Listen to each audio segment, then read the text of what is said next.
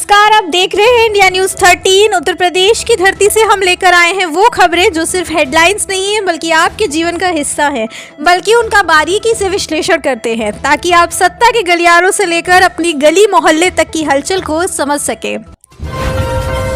UP global investor summit 2026 सपनों की उड़ान। आज लखनऊ में निवेश का जो महाकुंभ शुरू हुआ है वह उत्तर प्रदेश को $1 ट्रिलियन की अर्थव्यवस्था बनाने की दिशा में सबसे बड़ा कदम है। 20 लाख करोड़ के निवेश प्रस्ताव का मतलब है कि आपके जिले में अब सिर्फ खेती नहीं बल्कि बड़ी बड़ी टेक कंपनियां और मैन्युफैक्चरिंग यूनिट्स आएंगी। इससे पलायन रुकेगा और यूपी का युवा अपने घर में रहकर शानदार सैलरी पाएगा। यूपी बोर्ड परीक्षा 2026 एआई का पहरा। इस साल यूपी बोर्ड की परीक्षाओं में मुन्ना भाइयों की खैर नहीं। शिक्षा विभाग ने इस बार स्मार्ट एआई सिस्टम लागू किया है। यह एआई तकनीक परीक्षा केंद्र के भीतर छात्र की आंखों की पुतलियों और उनके शरीर की भाषा को ट्रैक करेगी।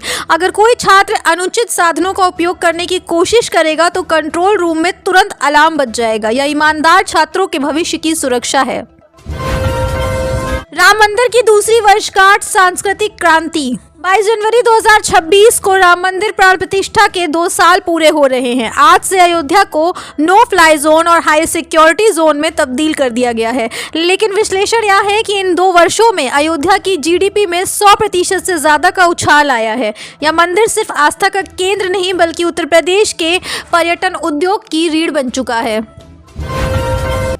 बिजली दरों का नया टैरिफ, आम आदमी का बजट। पावर कॉर्पोरेशन ने अपनी नई रिपोर्ट पेश की है। इसमें 300 यूनिट तक बिजली खर्च करने वालों को लोअर इनकम स्लैब में रखने का प्रस्ताव है, जिससे मध्यम वर्ग को बड़ी राहत मिलेगी। लेकिन 500 यूनिट से ऊपर बिजली चलाने वालों पर भारी एनर्जी सरचार्ज लगाने की तैयारी है। यानी अब बिजली की बचत ही आपकी असली कमाई होगी।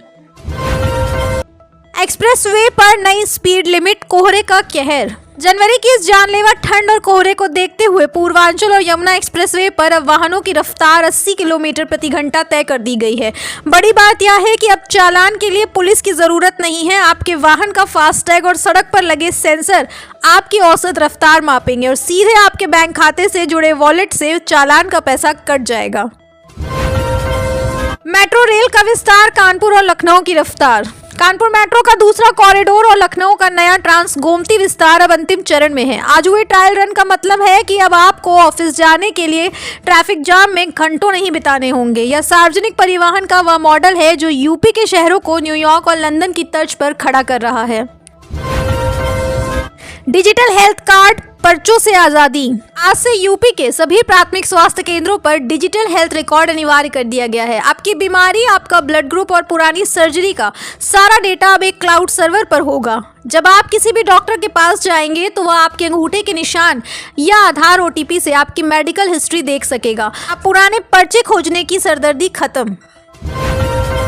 बीज बैंक योजना, किसानों का सुरक्षा कवच। खेती में असली मुनाफा तभी है जब बीज अच्छा हो। सरकार ने आज जो बीज बैंक खोले हैं उनका उद्देश्य किसानों को बाजार के महंगे और मिलावटी बीजों से बचाना है।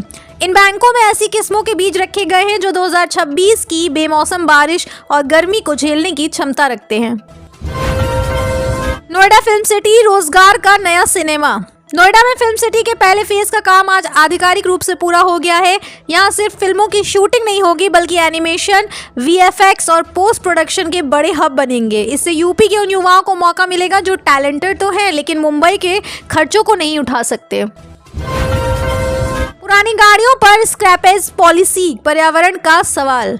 आज से 15 साल पुरानी पेट्रोल गाड़ियों को सड़कों पर चलाना कानूनी जुर्म घोषित कर दिया गया है। अगर आप ऐसी गाड़ी चलाते पकड़े गए तो उसे सीधे कबाड़ केंद्र भेज दिया जाएगा। सरकार का तर्क है कि पुरानी गाड़ियां 10 नई गाड़ियों के बराबर प्रदूषण फैलाती हैं। यह कठोर फैसला आपके फेफड़ों की सलामती के लिए है।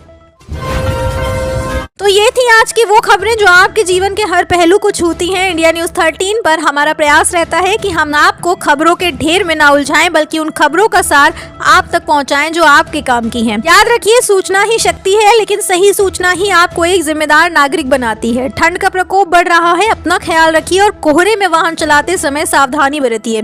आपकी सुरक्षा आपके परिवार की मुस्कान है। कल फिर मिलेंगे खबरों के इसी नए और दमदार अंदाज के साथ। तब तक के लिए देखते रहिए इंडिया न्यूज 13, विकसित भारत की आवाज। स्वस्थ रहें, सुरक्षित रहें। जय हिंद, जय भारत।